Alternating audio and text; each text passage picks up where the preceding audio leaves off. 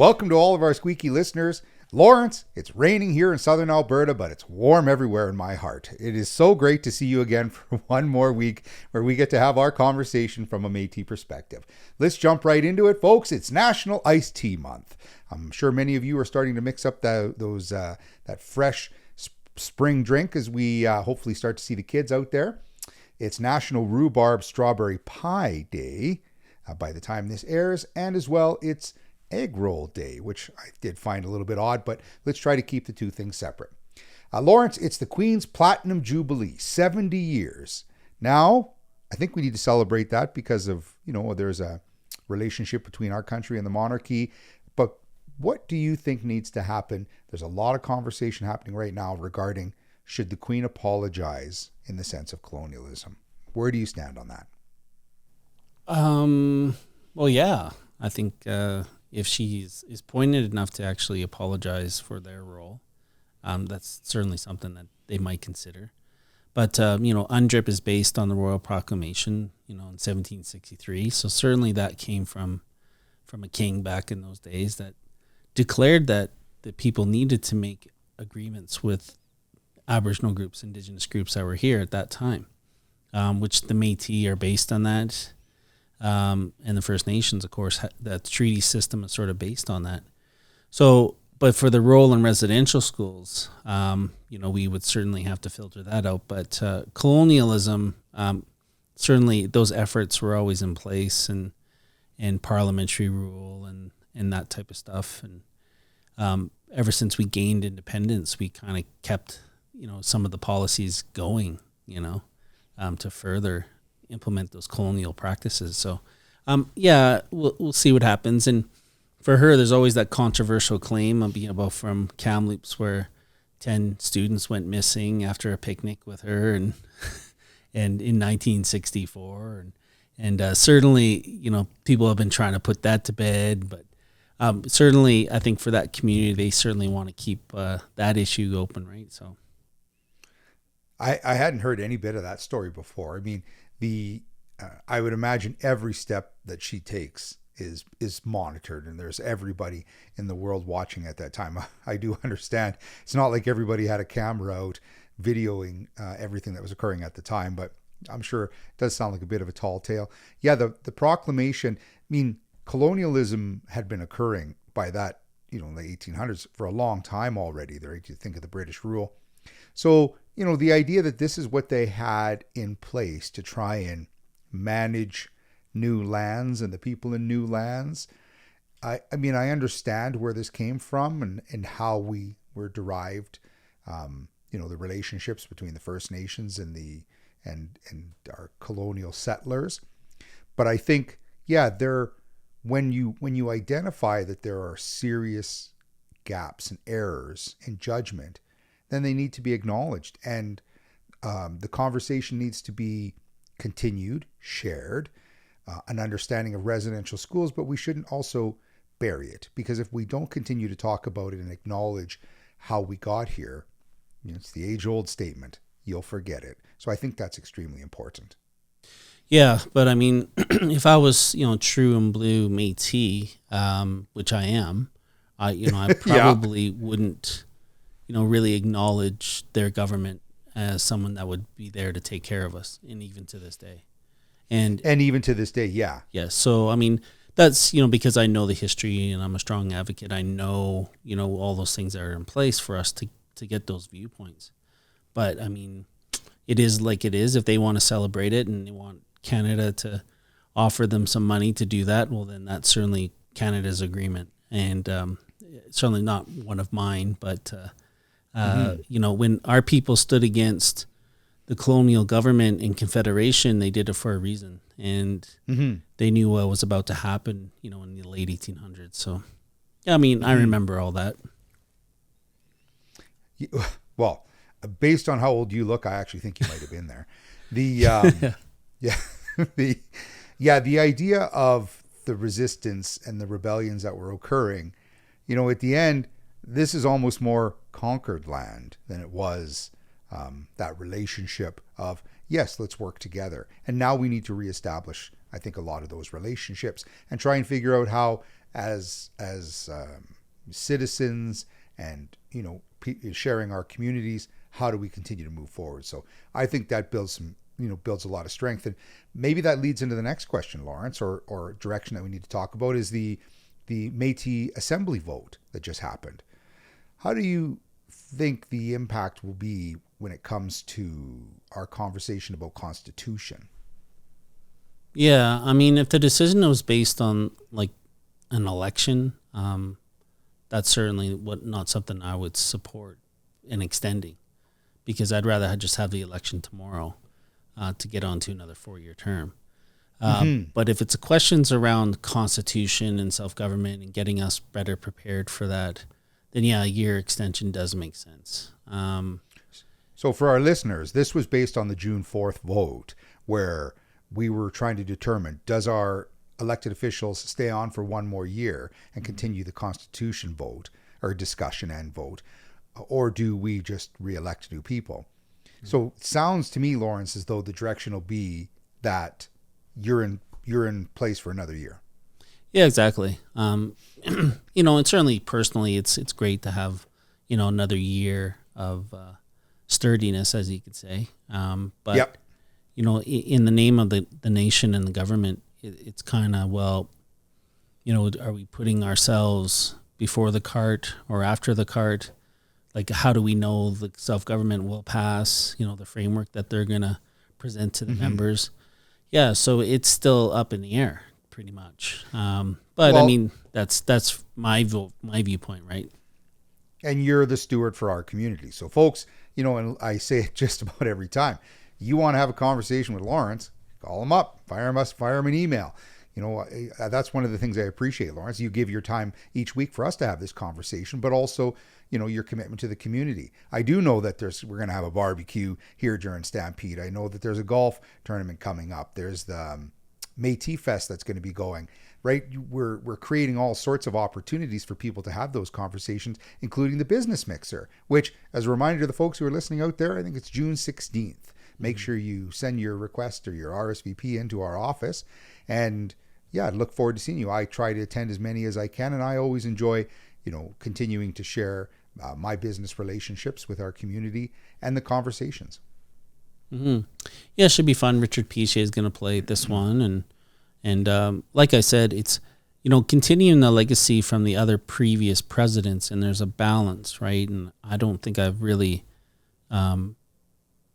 took anything from the previous presidents and what they've done, including the mixers. But, I've sort of added a few more things as I can, but it's been pretty hard during the pandemic to actually do that. But, we look forward to the other events in the province and the stuff that's happened in the region, and trying to keep all that stuff intact for the seniors and the youth and the business community. I think those are the prime areas that we focus on, right? Yeah, to continue our conversation. Lawrence, let's jump into another one of those situations of, when seemingly somebody decides to self-identify within the Indigenous community. And this just came out. Ernest Matten, there's questions raised about the celebrated Métis healer's Indigenous history. So I think it was within the Indigenous community. This is in Ontario. It was the Aboriginal Healing Program at Toronto's Michael Garron Hospital. So when all of a sudden people started to say, I think this gentleman worked in addictions, boy, you've been sharing the conversation, you've been involved in the conversation, you've been wearing ribbon shirts, wearing Métis symbols, seemingly identifying and getting support from the Métis community. And now all of a sudden that somebody said, well, geez, we're a little bit unsure about your history, immediately ups and resigns or retires from the positions that he was in.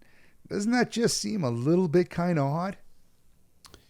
Well, I assume he lives in Toronto, and certainly the Métis Nation of Ontario. If he's not on the registry there, people would definitely sure have questions. And I think that's what's happened. They've said, well, you're not on any record list that we have, or that you've proven any history, and then to all of a sudden quit. But yeah, it sounds like there's quite a history here for seemingly 10 years that he's been involved in this. And then all of a sudden to have this. So it just goes back to, when people, I'm not exactly too sure what he felt he was gaining here by self-identifying, not continuing to, say or to identify, yes, here's where I'm at in the journey, to proving my Indigenous history.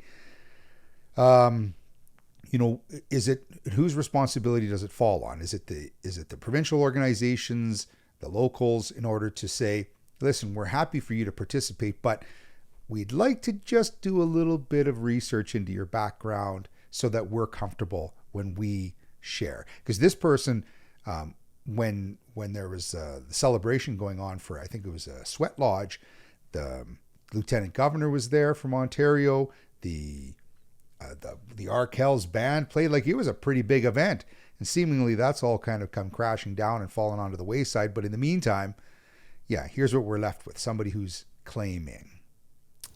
Yeah, that's a really tough one because, institutions, I think, sometimes have to make those connections to the nation to find out who the members are before those jobs are sort of offered, in a sense. And there's ways for non-Métis and non-Indigenous people to support Indigenous communities.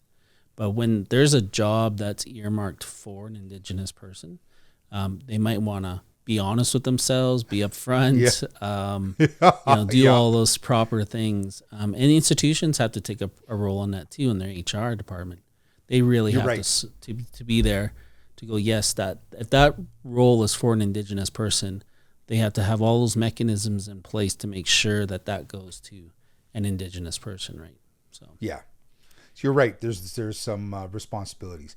One of the other things that it just sort of popped up on the plate was on Saturday there was a march, more of a walk, at the site of the former St. Mary's Indian Residential School in Mission, BC. So number of school survivors, families, children, marching along the Lougheed Highway. So what was happening is, as this assembly was going on and this walk was occurring, apparently some individual just decided that he wasn't happy that they were slowing his rate of passage down. So it was angry. People tried to say, listen, here's what's happening. Perhaps you could, quell some of your anger.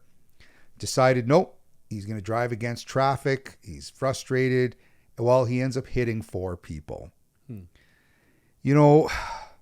It sounds like this walk, they had done quite a bit of work in order to prepare. This is what's going to be happening, right? We're gathering as a collective group, and it sounds like this individual has recently just gone in and now and surrendered to the police. So I'm hoping this message gets shared. Folks, I get it. Everything we think of nowadays is an inconvenience, but we also have to respect, some of the actions that are happening out there. And we're going to find out just how hard the book is thrown at this guy. Yeah, I'm sure the courts certainly will probably not rule in his favor on that one. But in essence, he did something criminal, and everybody has every right to certainly go en masse and in a respectful way, and I'm sure they were doing that at that time. For him to sure sounds like it, yeah. To do that would just because he's inconvenienced, that certainly goes against him the way, anyways.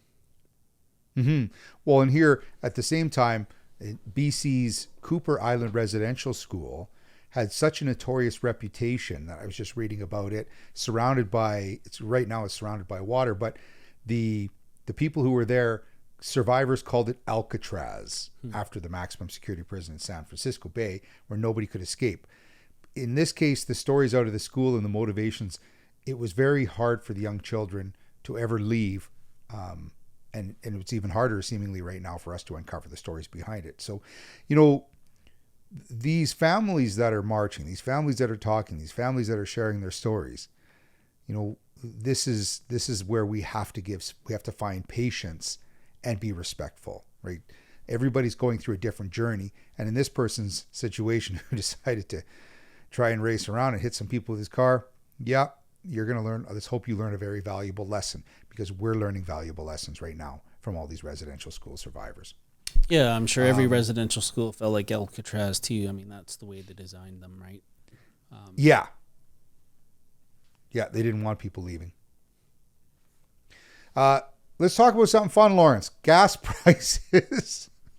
Before we jump into too many of our other conversations, which are also kind of seemingly this week is uniquely challenging for a lot of the violence that's happening around our world. But it's $5 a gallon down in the U.S., which, as much as I always hear that, I'm like, yeah, I don't really know what that is. Put it in the context. Well, it sounds like that's almost BC pricing, which is $2.25 a liter. Yeah. I mean, here in Alberta, folks, for all of you listening out there, we're sort of seeing around 175 to 190. Yeah, Lawrence, should you and I get working on that electric Red River cart so that we can get it done sooner than later, and that's how we'll meet each other? Because this, I don't know what we're going to do. Yeah, I'm sure. I assume that that's where everybody's headed, is electric cars, and maybe they're pushing us to get there a little bit quicker than usual. So, yeah, I think we're all gonna be looking at options pretty quick here, because if it gets, I think it's gonna get above $2 here in Alberta during the summer. Oh, I think as the summer comes and everybody's trying to get back out camping and everybody wants to, has got a little bit of money in their pocket, they're going to want to spend it. And I'd say, yeah, there's going to be a lot of movement going around. Yeah, thank God thank God Airdrie's close enough to the mountains where I can go and camp. But if it was any longer than an hour, forget it. I'd probably have to gas up a few times. Yeah, you'd have to gas up 2 or 3 times. London, England. Thousands of employees across 70 companies in Britain have started their first, it's sort of a pilot project, 4-day work week. It's the latest test in a decades-long quest to scale back workers' hours as they earn the same amount of pay. So sounds like they're going to be working a little bit less. But, now that we have these new hybrid models, maybe this is creating that allowance to try and incorporate some of that. The idea that, people now start their workday at, let's say, 9 to 5. Well, they pretty much are at work at 9 because they're just going to their office in their house, starting their work, finishing around 5. I mean, there's technology out there to see how people are managing with their time. But I also think I don't want to risk that connection that still happens when we get together in an office. I think that's still very important. But here's what they're trying. I think New Zealand was trying to do the same thing. But when you're in the social groups like you and I and the social connections, I wonder how that'll change the feeling, right? We still want people to come to events. We still want people to connect. The virtual Zooms that we used to do when we were having business meetings, just didn't really seem like great connection. But are you in favor of the 4-day work week? And if you are, perhaps you should go live in London. Well, no. I mean, in essence, if you I know what it's like when you come back from a long weekend, a 3-day weekend, and you don't want to work. You don't want to come back to work on that day because you're so well rested. I mean, you're going to go through this the whole time, fighting that hangover to get back to work. Every week is going to be like that now. Yeah. Our podcast will have to come every 8 days because I'll need an extra day off. Yeah, that's right. Now, perhaps you can explain a little bit, Lawrence. So it just came out in the news as well. There's a lawsuit seeking to hold Canada accountable for the loss of Métis lands. Now, a third of the plaintiffs asked to withdraw from the action when the legitimacy was questioned. So the Métis Nation of Alberta says the move speaks to the Alberta Métis and the provincial government's dealings with breakaway groups. Mm-hmm. So even, our vice president of the province, the very considerate and thoughtful Dan Cardinal, said in his release that these small groups and the current provincial government, there's different consultations and there's a lot of exclusion that happens. So what exactly are they referring to when it comes to this, and where do you think we're headed? Well, the provinces, kind of keep the frameworks, right? In Saskatchewan and Alberta, when they did this script claim, only done it for that certain area and not the rest of the province for a reason. It was kind of like to isolate their communities and look like they were on their own to do things. But the courts kind of went, well, who's your provincial representation, right? Or what, you carry a Métis Nation of Alberta card. Are they involved in this, right? Right. And certainly that's probably something they probably couldn't legitimize. I don't know. I haven't read any of the court documents, but that was always a concern for us, is that Alberta government was forming agreements with a small regional community versus the whole province and recognizing them, right? And giving them empowerment. And that's the whole issue, right? So here we are trying to empower the province. These little splinter breakaway groups that are trying to have their conversations now start to challenge the connection that's happening. Yeah, and I think the only real method or lobbying they could probably get is from the M&A, because they are M&A communities. Right. So if they need that relationship, they should build that relationship. That's right. And the Alberta government should be, learning from that situation that happened. Is that we are a province. They're carrying our cards. We're still representing them.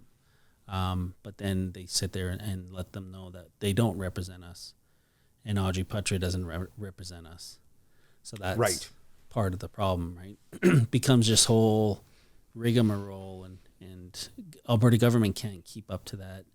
Courts can't keep up to that because the province is the one with the framework, right? Well, and we've said it for many times. Province, start to listen. You've got to acknowledge that there was Métis in the south of Alberta, and you should be a part of the conversation when it comes to the provincial and the federal relationships when it comes to the Métis Nation. Wildfire season, Lawrence, is slowly making its way towards us. Sure, it's raining here in Alberta right now, and I know the provinces have all been beat up quite a bit when it comes to rain, but it is going to dry. It seems like that just seems to come around. All the pollution that leads to some of the health concerns as that smoke comes down, and the challenge it has on economics.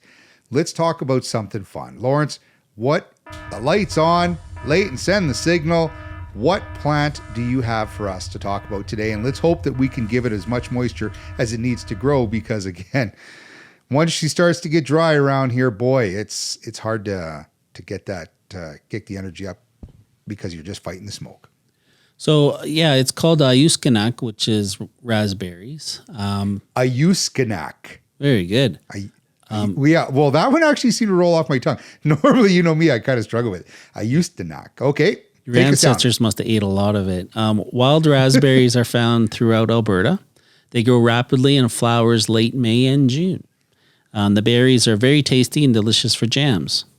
Raspberry leaves and roots are also very medicinal. Expectant mothers are given teas brewed from the leaves to give strength to the patient giving birth. These berries were lifesavers, especially to early explorers and trappers. The leaves and roots are gathered and dried to use in tea. If people haven't ever seen, they grow along the roads, wooded areas, and they thrive in open areas and bogged off land. So, yeah. Now, have you picked a lot of raspberries? Yeah, I've seen actually a lot of raspberries growing up. I remember Mom would take us to the big different berry patches, and we'd pick in your hands. Your arms would just get all scratched up. Seemingly, I would eat about the same amount that I would pick. Right. So I wasn't really good when it came to the economics of it all, but I did love eating those raspberries. Same as I think one of the harder things to pick was Saskatoons, just because they were a little bit smaller. But yeah, the raspberry, and when you make raspberry jam, curious, Lawrence, when you eat your bannock, honey, do you use raspberry jam? Your mom has just made some amazing treats for us over the time here on the Squeaky Wheel. How do you eat your bannock? We couldn't afford any of those jams. Okay, so you just ate it dry, just margarine or butter. Yeah. So, what about honey? No honey. No. I would have to imagine your mom must have picked some raspberries at some point and somehow preserved them. No, she denied us sugar. So. Oh, is that what was going on? Yeah, no, just kidding. Yeah, I think for me, I'd always have like a blueberries jam with bannock. I think if it was there. I know it's easy to suggest that one of my favorites was having the honey when it came to it, but yeah, when you can find good preserved and definitely eating fresh raspberries, oh, that is one of my favorite times of the year. Lawrence, there were so many shootings down in the U.S. this last week. It's almost even hard to count. Albany, New York, the New Yorkers under the age of 21 will now be prohibited from buying semi-automatic rifles. Mm-hmm. It's the first. They're the first state to enact a major gun control initiative due to all these deadly shootings. Is that much of a step?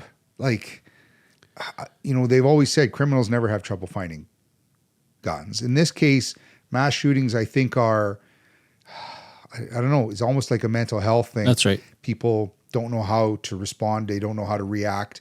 And I don't know where the violence is coming from or what triggers their violence and their hatred. It seems like it's never just one answer. It's bouncing all over the place. But what kind of an impact is, just heightening the age of one in relation to one type of, in this case, a very violent weapon, a semi-automatic rifle? Yeah, I mean, that's certainly something you don't use in traditional hunting and gathering. But if these young people have access, I don't know if that's really the fix. You are right. It's a mental health issue. I mean, there's probably some 18-year-olds out there with the knowledge of this, this weapon that know how to use it safely. But then there are some that just wait to the day they turn 18 to go shoot up an elementary school, and that's it's sick and disturbing, and those people need help. And that's sort of how you mitigate that gun violence, is not by reducing an age. It's by, that person who's applying to get those firearms. Mm-hmm. And, somebody had recently told me that with their time in the American military, 2 weeks of every year they were spent in training and awareness in order to be able to, have this weapon as they served. Well, I haven't looked into all the legitimacy of how that worked across all the different, forces and such like that, and the different serving members. But the idea that really you just have to apply for a license, maybe wait a day or two, and you can go buy any gun. Maybe they need to change how your ownership works. Maybe it is you want to own one, 2 weeks a year you're going to spend in a classroom understanding the violence and the horror that can come, with the violence. I'm hoping we're starting to, review how people feel they have the privilege to have any kind of weapons, because it's just terrifying out there. Yeah, it is. And if you have a history of violence or a history of those issues, then certainly creating that database and that list. So when you go to apply for a license, then that certainly they might reconsider, unless you go into some type of treatment, right? Yeah, I don't know who it is who's going to be able to manage that, but hopefully by bringing awareness here at our conversation level, it just helps people think about it, going, yes, they need to be more proactive when it comes to talking to their own representatives. And Lawrence, by the time this gets aired or the day before or after, I'm hoping the Oilers are still in the playoffs, because my team has sure been getting beat up. I've been putting my shirt on, my jersey, 5 minutes into the game. That hasn't been working. So I'm going to go back to my original idea of putting it on 5 minutes before the game, and hopefully that gives these guys the strength. Yeah, so they have to win 4 games in a row, right? Yeah. But they're not playing the Leafs, so that's an issue. That's right. Hey, if they're playing the Leafs, it'd be like, well, okay, this is sort of a no-brainer. We're in a really good position, but watching the Colorado Avalanche, and I'm trying to cheer on my Oilers, but man, are these guys fast? Yeah, they're fast and big. Yeah, so it's a different kind of game than it was against the Battle of Alberta. There was a lot of different feel, but I am thoroughly enjoying it. Let's a big shout out for all of our Canadian hockey players, no matter where they are. Thank you to all of our, the families who are, traveling with them. Our thoughts are always with the families around the world who are in dire and challenged situations. Lawrence, we have to be very grateful for the fact that you and I get to have this weekly conversation, and that we're in a place where we can have that. So, to all of our listeners out there, Lawrence, why don't you take an opportunity and thank our listeners? Yeah. No, I don't thank anybody. I think you just put me on the spot, but no, just kidding. I hope that people are sharing the podcast and sharing all the good things we talk about. There's not a lot of Métis stuff out there that's really out there for content. I wish there was more. I wish everybody had a podcast that was Métis, so that people can actually see us. So, I'm very grateful that we have something like this, something that we created. We're approaching 100 pretty soon. Once we do that, we know we've accomplished a lot, because keeping 100 episodes afloat is a very hard task to do for the both of us. We had to find the money and find the people to produce it, and and edit it and all those things, because I don't do that, and we know you don't do that. We're busy doing other things. So, when we started this, it was just to get the message out around COVID relief and support. But look at us now. We're actually speaking about Métis things, and that should be celebrated. That there's always something new, and yes, let's continue to share that, and hopefully we can inspire other people. So I got a song coming out this week called Last Storm with Memphis and the Grand. Look us up, folks. Thank you. Make sure you click the subscribe button when you see it here on our podcast. Make sure you look up Lawrence and I on Instagram, where we welcome you to follow us. Look at our website. Email us, tsw@thesqueakywheel.ca, and you can always find us on every one of our socials. So from all of us at The Squeaky Wheel, from those behind the scene, folks, just keep it turning and keep it squeaking. The Squeaky Wheel is brought to you by The Squeaky Wheel Company, co-hosted by the President, Lawrence Gervais, MMA Region 3, and the Captain, Ross Memphis Pambrun. Our program is broadcast from Calgary, in Region 3 of the Métis Nation of Alberta, which is part of the historic Métis Nation homeland. We also acknowledge these lands are the traditional territories of Treaty 7, Blackfoot Confederacy, Siksika, Kainai, Piikani, Tsuut'ina, and Stoney Nakoda, with whom we share this land on the basis of our historical and ongoing relationships. You can always reach us for comment about our programming by email at tsw@thesqueakywheel.ca, or find us on our website, www.squeakywheel.ca, and our socials. For our comments, it is our focus to recognize all of our First Nations and Indigenous friends, share connection with Métis settlements, and listen to and show respect to our Métis brothers and sisters and families. Here at The Squeaky Wheel, we give thanks to our elders for their guidance, and to Mother Earth for her time she allows us to be here and share her bounty. From all of us at The Squeaky Wheel, Tansi.